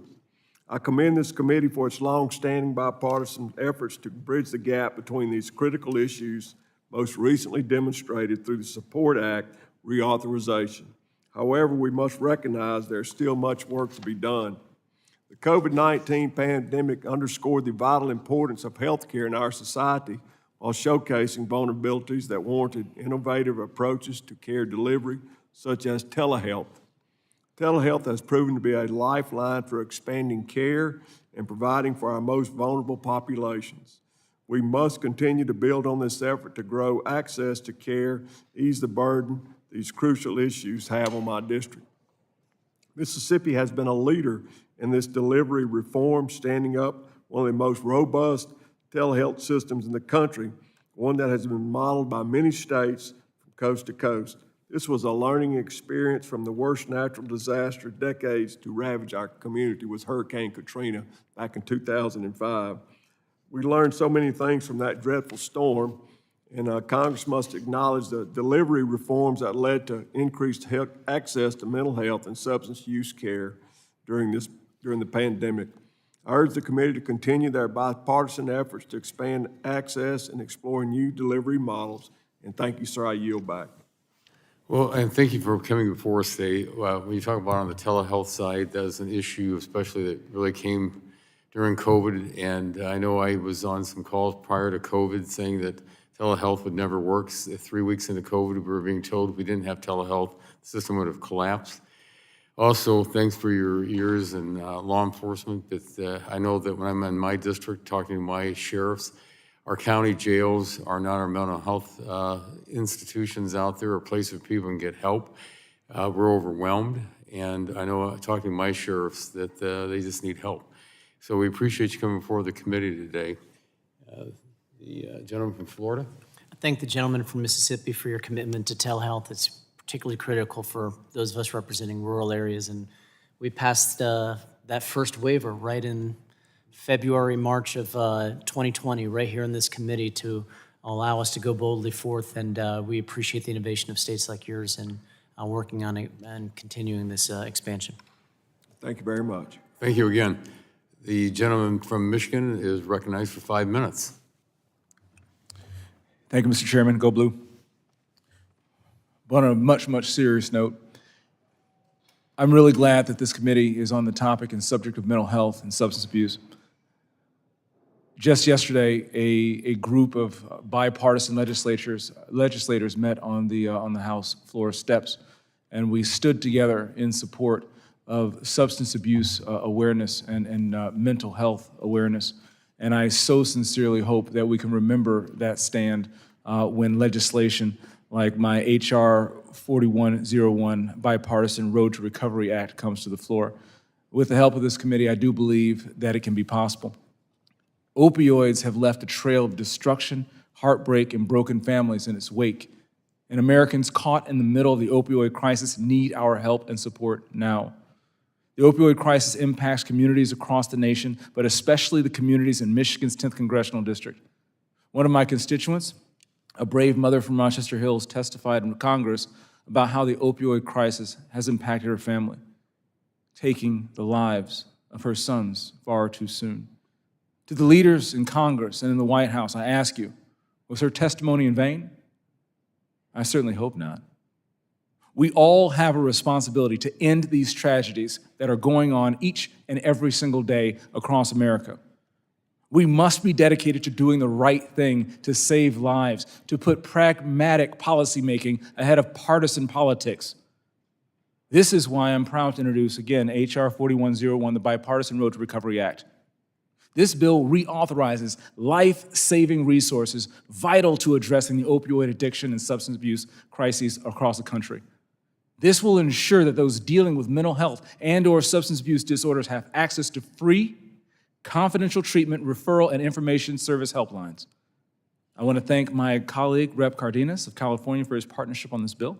And this proves that we can truly work together to benefit the American people when we try. This opioid epidemic has reached every single one of us, and we must make sure that we devote resources to help these families. Next, I want to discuss the disastrous EV transition that this administration continues to force on the American people.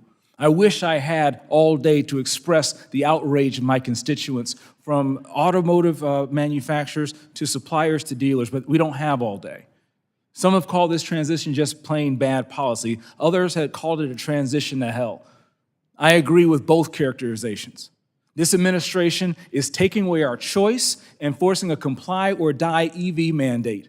This mandate's already burned billions in American taxpayer dollars on capacity that does not exist for autos that people can afford in demand that hasn't materialized yet. This infrastructure is currently not ready, and this administration is intent upon building the middle class in China on the backs of the middle class in America. Auto workers in my district get up every morning and work hard for a living. They go to work. That's the Michigan way. Meanwhile, coastal elites in the Biden administration wake up and go to the couch where they work from home.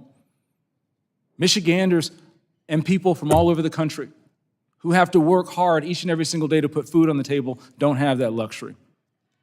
While the administration works from home in empty office buildings all around D.C. with the ever-ballooning cost of government and ever-ballooning head count in D.C., they're gutting our local economies by mandating an EV transition that caves to the CCP, and its chokehold on the American auto industry is being felt throughout every sector of America. This administration is sacrificing the Michigan economy on the altar of their radical green agenda, and it must stop. Michigan families and workers are being left holding the bag. So let me be crystal clear. There's nothing fair about this. There's nothing right about this. There's nothing just about this. There's nothing common sense about this. There's nothing sustainable about this. This is about a radical EV transition. It's a race to the bottom for our working families, and it has to stop right here. This is designated to create pain for auto workers and pain for people at home, so they will go into vehicles that they cannot afford yet. This is designated to hurt, not to help. And we are here to help people, to make sure that we retain choice and that the government never forces itself upon the American people. I want to thank you, Mr. Chairman, for the time here today to express the sentiments of my district. And I want to thank you for your work on helping to end the opioid crisis. I, along with my staff, stand ready to continue working with this committee and with this GOP-led Congress to do everything that we can to maintain our national security, retain our economic prosperity and strength, and to make sure we make a better future for the United States of America. With that, Mr. Chairman, I yield back. Thank the gentleman for testifying and for your leadership on this issue. We'll take that into strong consideration. Yes, ma'am, thank you. I thank the gentleman for his bipartisan approach on combating the opioid crisis, and we could agree to disagree on the other topics for today. Thanks for coming in. Thank you. Next, I'm pleased to welcome to the Energy and Commerce Committee room the chairman of the Resources Committee. Appreciate your leadership. Representative Westerman, you're recognized for 5 minutes. Thank you, Chair Rodgers and Ranking Member Soto. I appreciate you hosting today's member meeting. I know our committees have worked closely together on a lot of energy stuff, but your committee covers a lot of things who members like myself don't get a chance to work on as much. Issues that your committee has jurisdiction over that are important to all of our country. So I appreciate the chance to get to come visit with you today. One of those issues that I know is front and center here is the dire need to reform our healthcare system and the federal government's role in healthcare. My district, the 4th District of Arkansas, is large and rural, And while I have the privilege of advocating for a wide variety of people from all walks of life, I think they would all tell you that they share in the frustration of a high cost of care. In rural America, we also face a high risk of losing vital health services due to the unique challenges that rural areas face. Healthcare costs, as you know, continue to rise across the board, and your committee has done extraordinary work shining a light on the cost of care. I would say that if we truly want to address our fiscal situation that the federal government needs to address, then we have to address the rising cost of care because it's one of the largest drivers of the federal budget. There's a lot of finger pointing. There's always been a lot of finger pointing on health care. And while the blame game will continue, I know that people in my district and Americans across the country are still struggling with high cost. And that gets to the solution that I want to propose, and not to point fingers or play the blame game, but look at how we can actually fix what's wrong with our healthcare system. And I have a bill called the Fair Care Act. It returns competition to the healthcare marketplace, lowers prices for drugs, coverage, and care, and gives every American the ability to take control of decisions affecting their health care. I'm proud to have seen so many policies similar to fair care become part of other legislative packages that have passed committee with resounding bipartisanship, such as your very own recently introduced Lower Cost, More Transparency Act. While price transparency is a necessary first step, I believe there's still more that has to be fixed to correct the deeply embedded faults that lie within the system if we truly want to empower the consumer and the patient. The Fair Care Act's answer to our nation's health care crisis, I believe, is the most comprehensive bipartisan package that addresses the root causes of many of the perverse incentives and burdensome regulations that plague our system, and they could actually pass the Senate and become law. This bill's been in the making for over 5 years. Even though I'm not on this committee or Ways and Means, I've been continually working on this bill, and I can't take credit for it, but for all of it, because what we've done is taken a collection of bipartisan bills that have 3 objectives: cover more people, cover pre-existing conditions, and lower cost. Now, who couldn't be for that?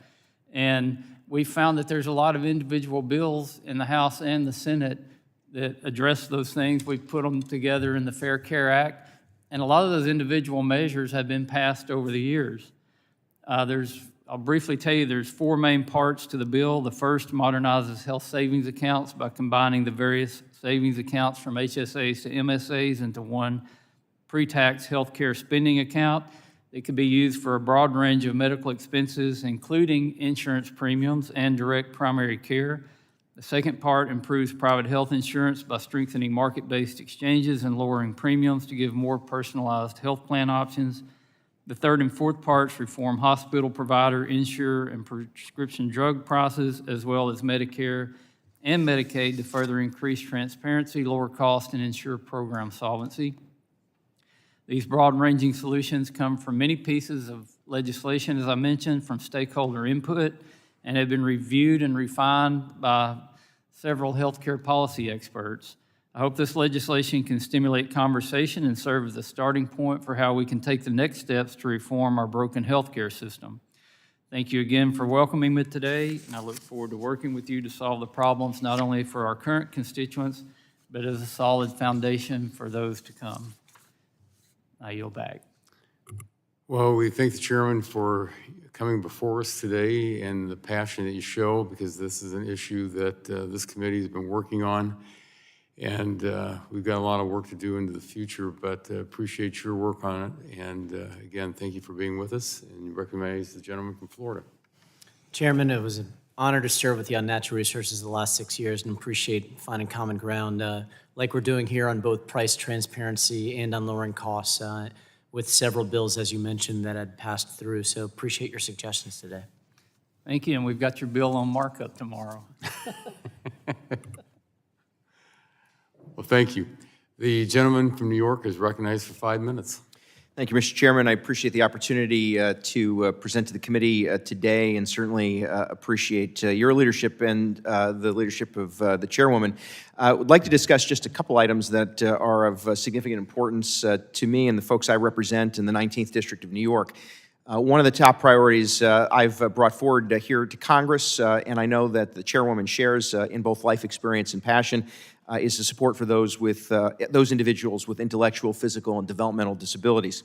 When I served as county executive in Dutchess County, New York, in fact served there for 12 years, we launched the Think Differently initiative to change the way in which individuals, businesses, and other community organizations relate to those with intellectual, physical, and developmental disabilities.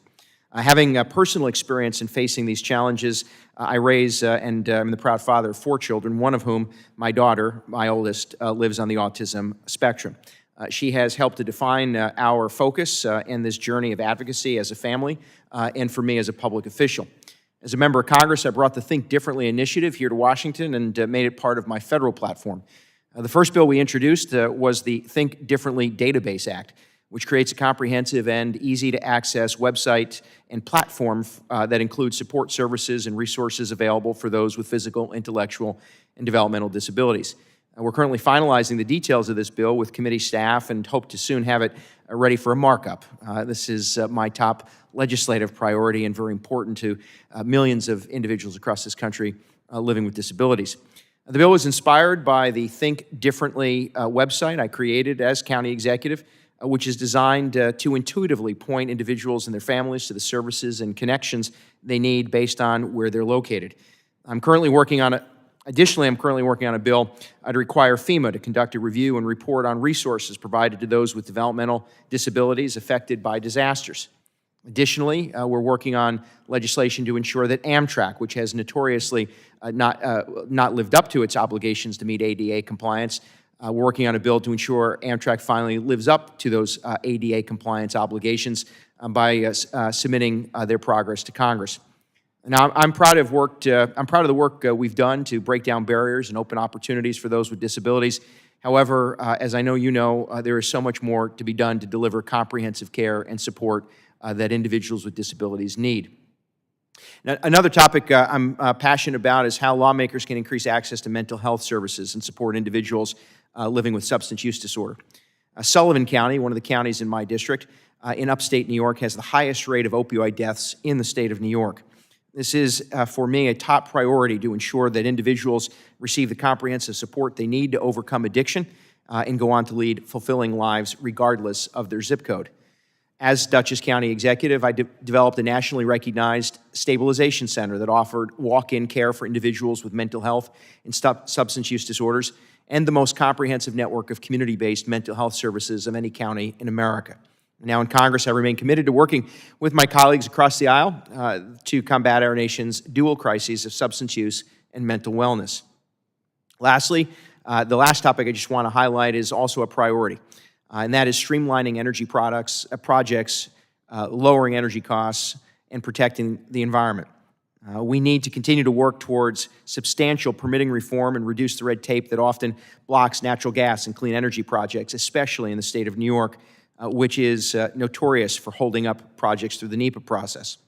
Mr. Chairman, I thank you again for allowing me to share with the committee some of my priorities and the issues that are important to the constituents I represent in the 19th Congressional District. And I look forward to our continued work together to support those individuals with physical, developmental, and intellectual disabilities. I thank you very much and certainly welcome any comments.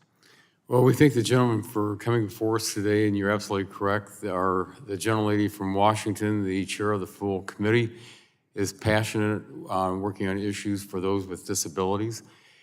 You're absolutely correct, too, when it comes to finding resources. It's sometimes very difficult to find them out there. I know that we worked on H.R. 6 several Congresses ago, especially dealing with opioids. I had legislation that was included in there to establishing a dashboard to make sure that at least those that are out there in our communities can find those services. So it's absolutely important that we get these things done. Permitting is another issue that you bring up that the committee has been working on because, again, we've got to move these projects along. We can't have these things held up. So that's essential. So we appreciate you coming before us today. Thank you. The gentleman from Florida is recognized. Thank the gentleman from New York for your passion and personal story and your advocacy for Americans with disabilities, as well as your work on mental health. Thanks for your presentation today. Thank you. Thank you again. Seeing no other members wishing to give testimony before the committee today, I ask unanimous consent to insert in the record of the documents included on the staff hearing documents list, and without objection, so ordered. Without objection, the committee is adjourned.